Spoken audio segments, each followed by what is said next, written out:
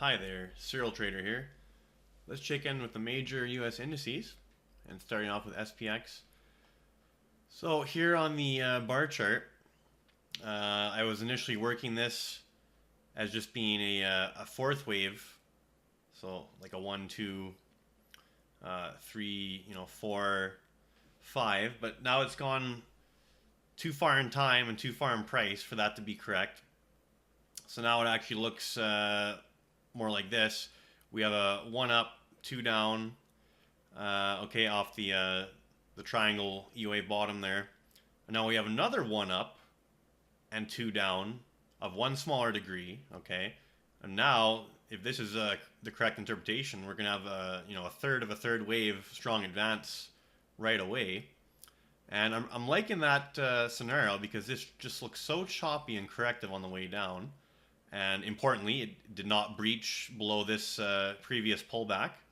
So that keeps the 1-2 interpretation intact.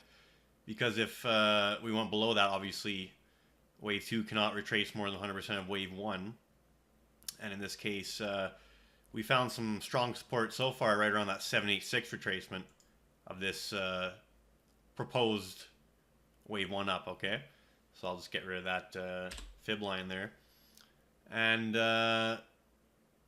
being that we have, the end of the month and the end of the quarter coming up here tomorrow, often significant pivots happen, near the end of a month or the beginning of a new month, and in this case, a quarter as well. And you'd be surprised on individual stocks and also indices and even commodities and other markets as a nice little timing tool. If you're working a significant pivot and you're near the end of the month or the beginning of a new one, oftentimes you'll see it, put in a significant level. So, I mean, just a tendency. Of course, there are no certainties in this game, but it's always good to be aware of these tendencies. So I'm really liking the potential for upside here. And, well, I've actually did some trading today from the lows. And here's my futures platform here. And you had a good day trading S&P E-mini futures contracts, the Septembers, and did quite well. But I left 2 to run. Took some profits during the regular session. I've left 2 to run here. And at this point, they're up nicely. So the average price for them that I got them at was 27.04.29 on the futures. And right now we're sitting at 27.21. And I have the stop, let's see. I have the stop at 27.08.75. So I already have the stop above break even, and these are just a couple leftovers from the larger position I had earlier. So I'll sleep well knowing that, hey, if they just keep running and tomorrow's another good day, great, they're there. If they get stopped out overnight while I'm sleeping, it's still in profit, no problem. So just 2 contracts, nothing crazy, but it's good to have a couple runners left after you've gotten out of your trade, especially when you can have a stop that keeps them profitable and allows it to run if it's going to. Anyways, I'll put that aside here. So I think, yeah, we're done with this wave chart. And, well, I'll highlight the hourly RSI became oversold here. Not at the bottom, okay? So we went up, had one more low, took out all the stops there, had a bullish divergence in RSI. So we actually lower low in price, but higher low in RSI. And the same with these MACD lines on the hourly. This was a low and then a higher low on the moving averages. And now it looks like poised for an upward launch here.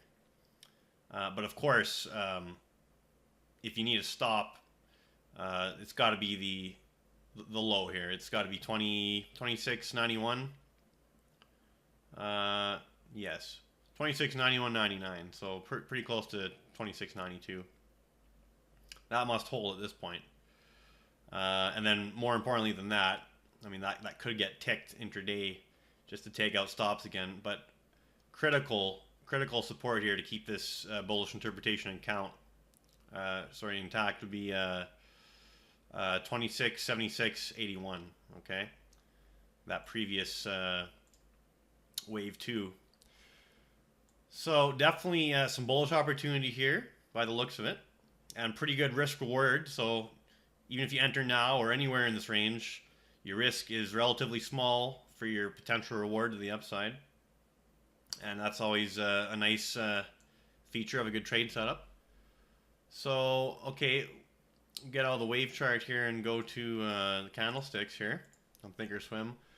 So I'll just mention the oscillator. It's in the oversold territory and looking like it's about ready to roll back on up. And if you look previously, this oscillator is called, or I should say, it's coincided with significant pivots, you know, peaks and bottoms. So it's definitely worth noting when the oscillator gets in that extreme condition on the daily chart. That tells you that downside, if there is any left, should be quite limited, and the next move of significance should be in the upside. Now, no actual candlestick buy signal here, no engulfing pattern or anything, so it'd be nicer to see that. And we're still below the T line, so not much confidence here yet from the candlestick side of things, but I suspect tomorrow might change that, but we shall see. And I'll just also mention this triangle, you know, A, B, C, D, E. It's just incomplete, the move out of it. I mean, would you have a 3-wave move up and then peak and then come down? That would make too much sense as I'm currently seeing it. So really favoring the upside here. But of course, anything can happen.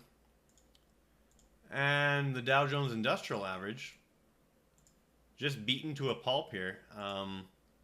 But that being said, this is interesting. I think we have something more like an expanded flat in the Dow, okay? And whereas the S&P has a 1-2-1-2 count and ready for upward move, I suspect the Dow has something like 1 up, okay? And then A, B, C expanded flat wave 2, and now ready to have its own third wave up. So a little bit different pattern, but similar directional implications. And you'll see we're right around this 200-day moving average, below it right now, but still hovering around it. Oscillator is very oversold in the Dow.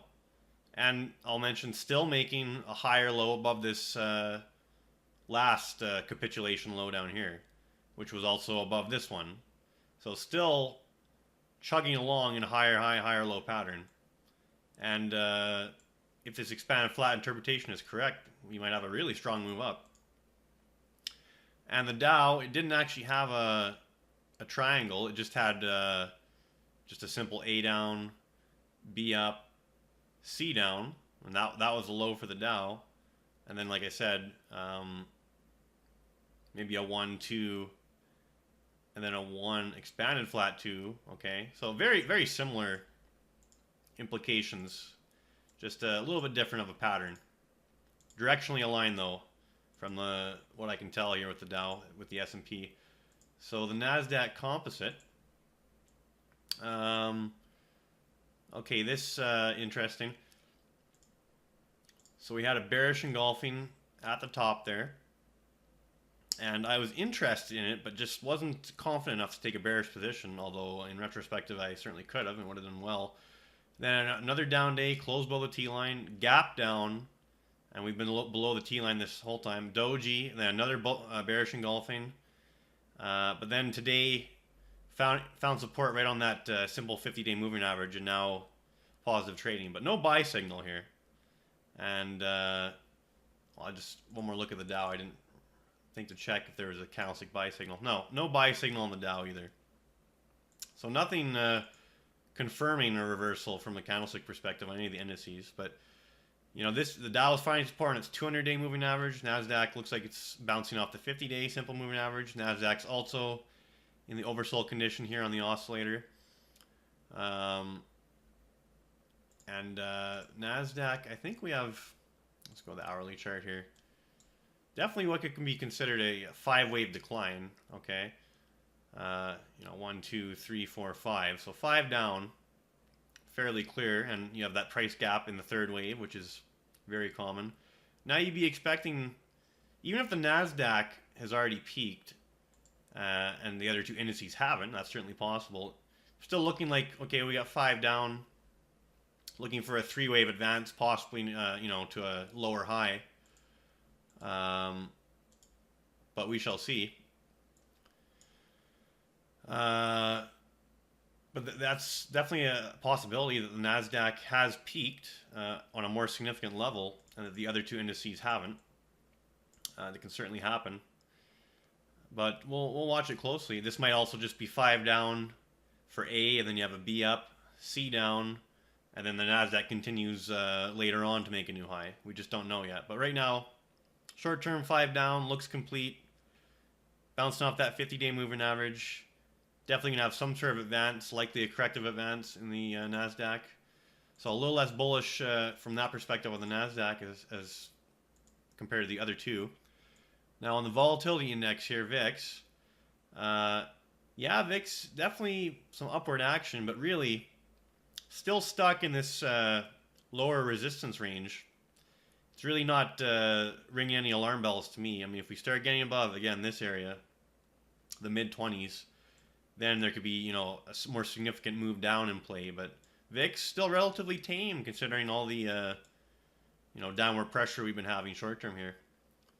So I'm still favoring the upside overall here on the market, and definitely liking the action on the futures. I'm just being nimble with day trades, and then in this case, allowing a couple contracts to run if this has some follow through. But if not, you know, no harm done. So hopefully that was a good update, and tomorrow might be an interesting day, end of the quarter and all that, and might define the direction for the next month and a bit. All right, Serial Trader signing off.